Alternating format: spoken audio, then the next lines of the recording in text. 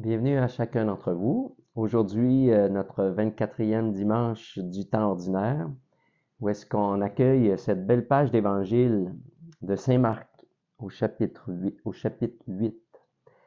Euh, Jésus est toujours celui qui veut enseigner, qui veut situer ses disciples et les aider à entrer dans une vraie relation avec Dieu, en donnant tout le temps un enseignement nécessaire.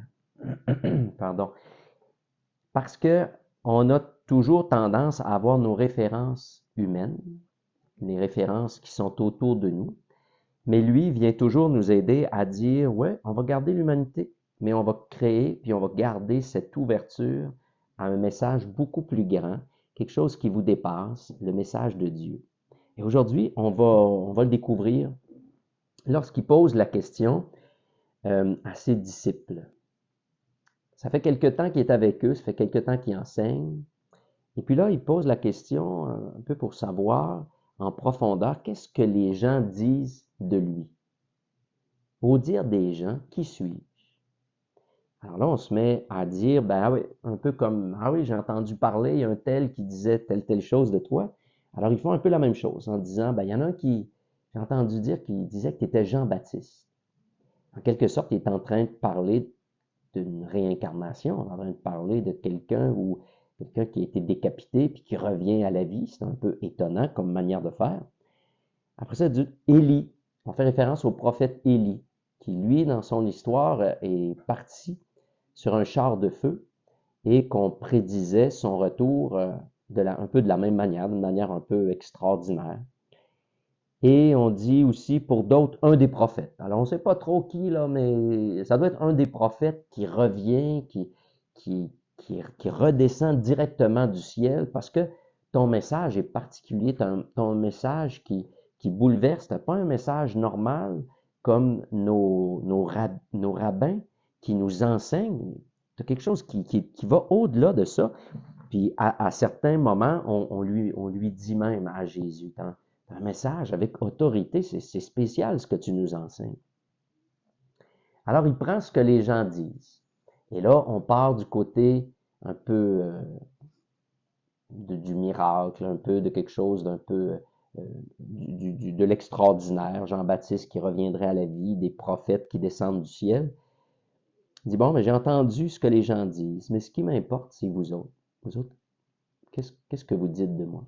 Pour vous, qui suis-je? Alors, c'est super important pour eux autres de se situer. Est-ce que je suis un prophète pour eux autres?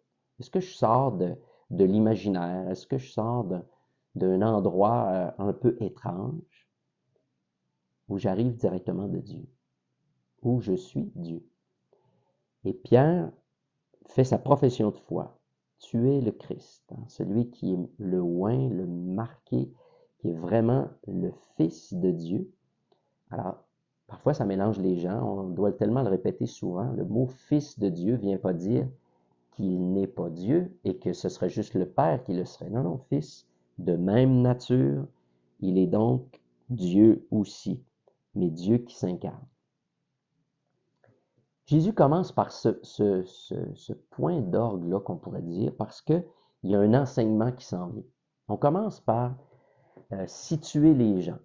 Jésus veut que vous vous situez au niveau de ce qu'il est pour vous. Puis là, après ça, il dit, je m'en viens vous enseigner autre chose, qui va vous demander un point d'appui euh, d'abord. Et votre point d'appui, s'il est sur Dieu, vous allez être capable d'entendre le reste. Et le reste, quel est-il? Jésus, il dit, vous savez, vous m'aimez beaucoup, vous êtes proche de moi, ce sera difficile. Je vais souffrir, je vais être mis à mort, je vais être condamné. On va me mettre de côté, on va me ridiculiser et je serai plus là. Je serai plus là avec vous. Sur quoi vous vous appuyez? Vous appuyez-vous sur un prophète? Et là, vous allez pleurer parce que le prophète est plus là, et plus à vos côtés? Ou même, par extension, vous allez souffrir dans votre vie. Sur quoi vous vous appuyez? Est-ce que vous vous appuyez sur un Dieu qui fait juste des beaux miracles, qui fait juste apparaître des choses, des nuages? Non, c'est un Dieu qui dit les vraies choses. Notre monde dans lequel on vit est dur, est exigeant, mais Dieu est là, Dieu soutient, Dieu apporte une espérance. Et l'espérance, c'est pas que je vais guérir demain. L'espérance, c'est pas que je vais changer telle situation, on va se réconcilier avec telle personne. Non. Parfois, il y a des choses qui sont brisées dans la vie et qui vont demeurer brisées. Mais le Seigneur vient toujours donner le sens pour aller beaucoup plus loin. Et c'est ça la foi. L'espérance, c'est pas que je vais guérir. L'espérance, c'est de savoir que Dieu m'aime et de savoir que Dieu m'aime tellement qu'il continue de me donner la vie si jamais, et ça va arriver à tout le monde, notre vie humaine s'estompait, disparaissait. Et pour ça, on a un bel exemple euh, dans notre monde moderne avec Chiara Corbella.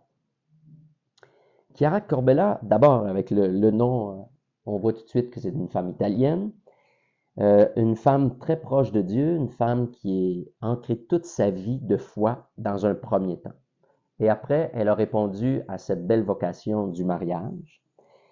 Elle s'est mariée et elle et son conjoint avaient cette ouverture à la vie. Premier enfant, elle tombe enceinte.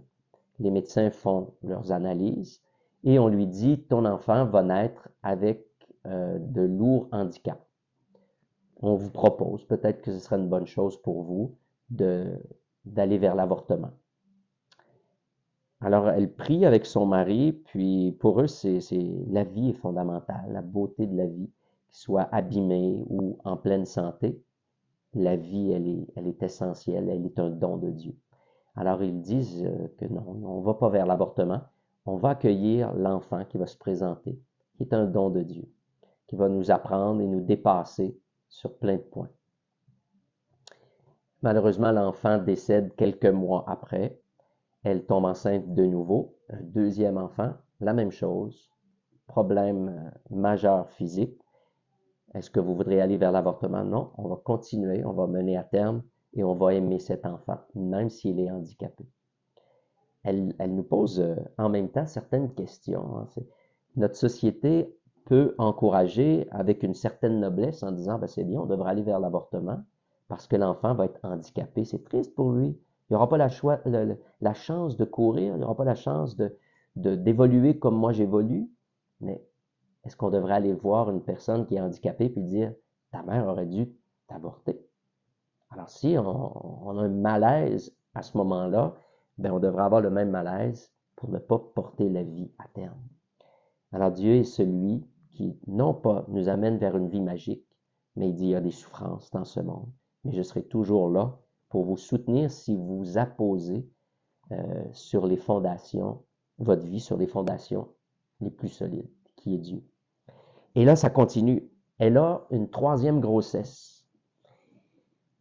L'enfant est en pleine forme, mais elle apprend pendant la grossesse qu'elle a un cancer. Il y a un cancer qui est assez fulgurant, majeur. Et là, on l'invite à suivre des traitements de chimiothérapie, une opération aussi pour éradiquer le cancer.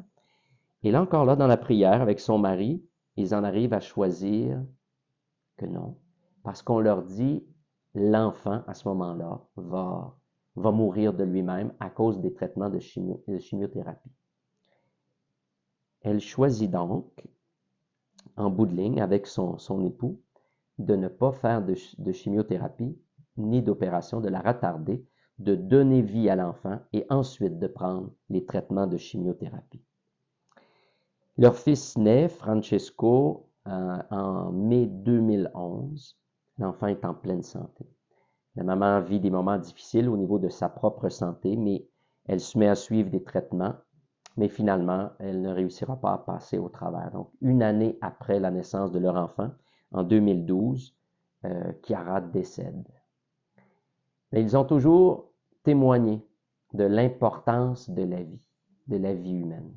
Et en même temps, on n'a pas à sauver les vies humaines à outrance. Même l'Église enseigne la même chose. Hein. On n'a pas à faire de l'acharnement thérapeutique, mais on a à donner toutes les chances à la vie. Alors, il nous donne un immense enseignement de confiance en Dieu, de pas s'imaginer que parce qu'on est proche de Dieu, que notre vie va être plus facile que celle des autres. Il y a des décisions qui sont majeures, qui sont exigeantes, qui ont été prises en couple, et ils sont des témoins extraordinaires.